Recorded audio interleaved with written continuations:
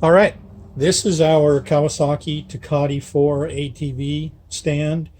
It also does the Tecate 3 three-wheelers by changing the front bracket assembly. We try and keep them as modular as possible because they take quite a while to build properly and get them all lined up. So we're going to start out by prepping the adapter piece. Need to pull off the mounting hardware so that we can set the motor in and get it all lined up. All of the adapters utilize the factory motor mount locations, and that's intentional because we want to be able to simulate all the activity in as close to the as-run condition that we can.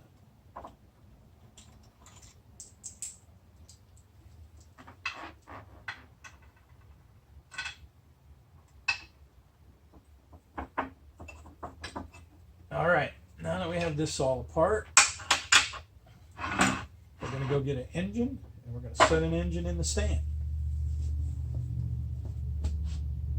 Okay, here's our 352cc Big Bore Tecate 4 motor. This is a Tecate 4 with a stock stroke and an 81 millimeter bore to take it from 248 up to 352 cc's. It has a mild port job, a large reed cage. You can see it has a reed spacer in it. Has a 5 millimeter longer rod to improve the loading of the crankshaft and the angularity in the cylinder. It has pretty mild compression. We're going to go through after we get it lined up on the dyno and do a compression check. We'll do it before we fire it up. We'll also do it after we have a few minutes on the motor to see how things are doing. It's really was built to be a torque monster. This motor has recently been sold. It's going to go find a new home along with all the other Tecates in Joel Little's garage. So I think he's anxiously awaiting this big motor to see how it works out. We've run it in a couple of our own quads. Ran it in my own quad a couple of years ago, and my son ran it. It's pretty respectable. It's definitely a torque monster. It's not a drag bike, but right off the bottom, it pulls really well. So we're going to set it up with electron carburetor. We're going to use a KX250 ignition in it off of the two-wheeler. And since it is a really torquey motor, we're going to play with a couple of pipes while we have it on the dyno. We're going to start out with a Bill's pipe, which is a really, really torquey pipe. We'll do a DG pipe, which was another really good torquey pipe. Has a bit more volume than the Bill's pipe does, which I think this motor is going to like. Maybe we'll try a Power Pros. Dynoed this motor in the past with the FMF, the Power Pros, and the ILR Pro pipe. This motor is a bit big for all of those. I haven't had a chance to run this with a Bill's or with the ILR Pro 3, which is our big bore pipe. So this would be a good opportunity to try and do a few of those and see what this motor likes the best. So you can see it doesn't have an ignition in it right now. Joel went ahead and sent me the KX ignition for this, as well as the flat slide electron carburetor. So I'm going to go ahead and get the ignition in, get the coupler on, and I'll come back to you when I have those bolted on, and we'll get this thing in the dyno lined up, and we'll do some checks on it. You can see that we have the ignition on. It's quite a bit smaller diameter ignition than the factory Tecate 4 ignition. This is a KX250 ignition. We're going to run the complete ignition, the backing plate, the smaller flywheel. We have to go to the KX CDI box, and we're going to run a better coil on this one because the KX coils were kind of notorious back then for being weak. The KX ignition does not just bolt right into the Tecate 4. It does require some machining. The backing plate has to be machined. It has to be clearance. It has to be re-indexed, new marks put on it. And then in order to run it on the dyno, we have to do a modification. You can see that there's 3 Allen screws that hold the coupler driver onto the flywheel. So we remove 3 rivets. We drill and tap the 3 rivet holes, and they become bolt holes. And then when we're done with all the work on the dyno, we'll go ahead and put 3 grade 12 Allen screws back in those holes to tie everything back together so it can be dynoed again, or if it never needs to be dynoed again, at least those have been replaced. So what we're going to do now is we're going to slide it in and lock the coupler in and go ahead and put the bolts on to hold the base plate down. Then we'll do a quick check to make sure we're properly aligned. Once we get that done, we're going to hook up the carburetor, the fuel, the rest of the ignition, and then we'll do a couple of quick checks on the motor.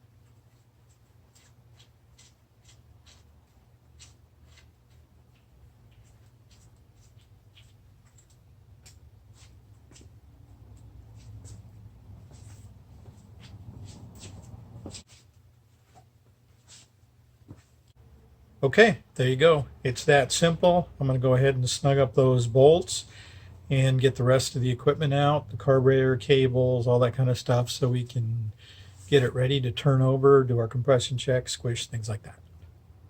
Guys, you can see we're on the dyno now. We've got the Bill's pipe and silencer installed. We've got all the carburetor, the ignition, we've got it all wired in.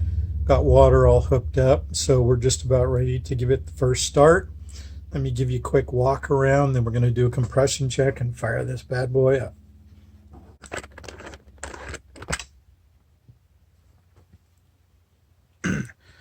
All right, you can see we've got a run open. Computer's up, ready to go. Got our EGT in. You can see we've got the 40 millimeter Electron. Got all the ignition hooked up. It's kind of a wiring mess, but that's what it takes to run it. You can see I got the spark plug sitting on the head stud, or I mean the spark plug cap on the head stud right now, because I'm going to go ahead and pull that spark plug out and give it a compression check. So let's do that now.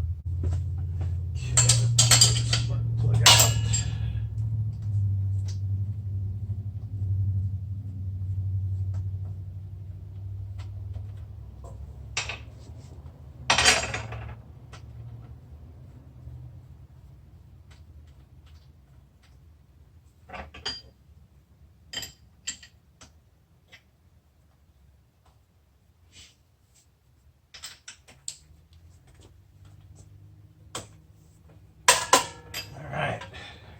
Do a compression check, see what it's got.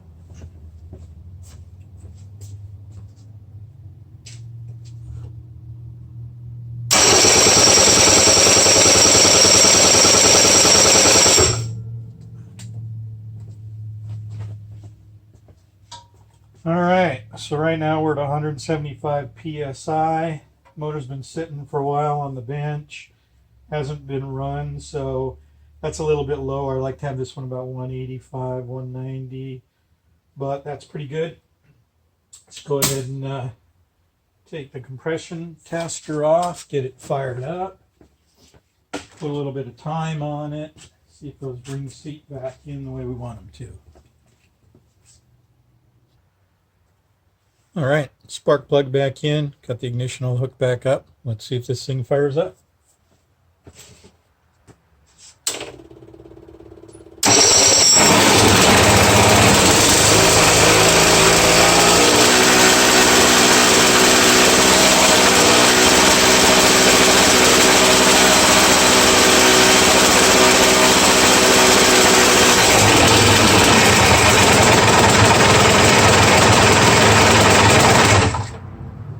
Well, that thing fired right up. That's always a good sign. Sweet.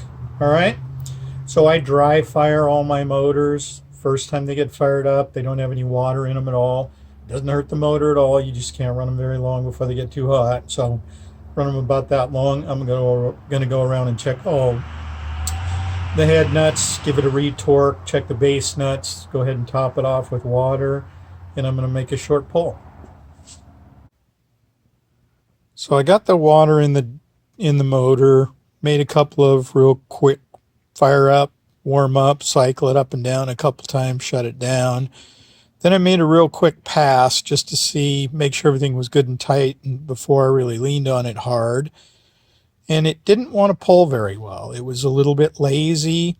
Jetting was a little bit off, so I went ahead and made a jet change, made another really quick pull.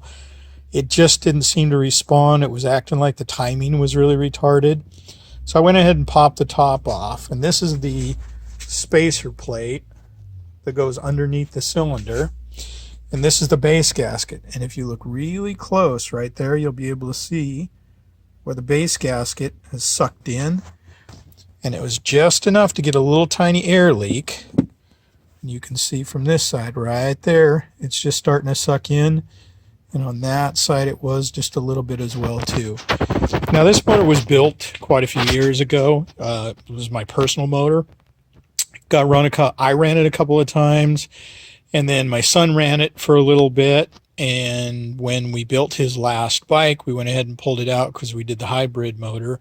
And this one's been sitting on the shelf. But this is a really good example of why I dyno every motor before it leaves, because this didn't hurt the motor at all. It didn't get run long enough and didn't get run hard enough, but you can see just that little bit of time sitting where the gasket dried out. I did a leak down test before I put it on the dyno and it held okay. But once you get some heat in it and start vibrating those dry gaskets, they'll move in and they'll start to leak, and there it is. So I'm glad I caught it. I'm going to go ahead and put this back together. I am going to change from the fiber gasket that's in it right now to some really cool Teflon-faced aluminum gaskets, base gaskets that Cometic's been making for us for a couple of years now. And that's going to cure that condition. That can't happen again because the Teflon never dries out. And even if it did dry out a tiny bit, the aluminum keeps it from moving anywhere. So we're going to go ahead and throw a couple of gaskets in there, real quick hone on the cylinder, and we're going to fire it back up. Okay, so I got it all pulled down. Here's the bottom end. Thought you might want to take a look at that. You can see each one of the case halves has been custom ported. They've been opened up quite a bit for the big bore. There's a pretty good size relief there where we had to machine out to get the bigger sleeve in, and that's 5mm longer rod. All that looks really good. There's almost no play on the rod. It's well within spec. Main bearings feel like new. It's in really good shape down there. Pretty pleased. All right. 352 is all back together. Got the new base gasket in. Everything's torqued. Have fired it up once. It fired right up just like before. Much, much crisper. I'm going to go ahead and wrap this video up. And the next one will be a number of back-to-back runs. I will tell you that I spent most of today finishing up those runs and then this evening editing video. The runs today went really, really well. If you're really interested in what this thing makes, it did some impressive numbers, way better than I thought it would. It's a pretty torquey motor, but it still turned in some pretty respectable numbers in the upper end once I made a couple of changes to the motor. So the next video, we're actually going to run it a couple of times with this. We're going to do a pipe swap. We're going to do a reed change. Then we're going to do a head mod. And I think you'll be pretty impressed. It really surprised me. So stay tuned, subscribe, and you'll get notified each time a new video comes out. This is the first motor we're going to do. I've got 3 motors sitting here ready to go for Tecates. After that, I've got a couple of other dirt bike motors we're going to do, and then some other machine work. So subscribe and you'll get notified, and stay tuned. Thank you. Thanks for watching.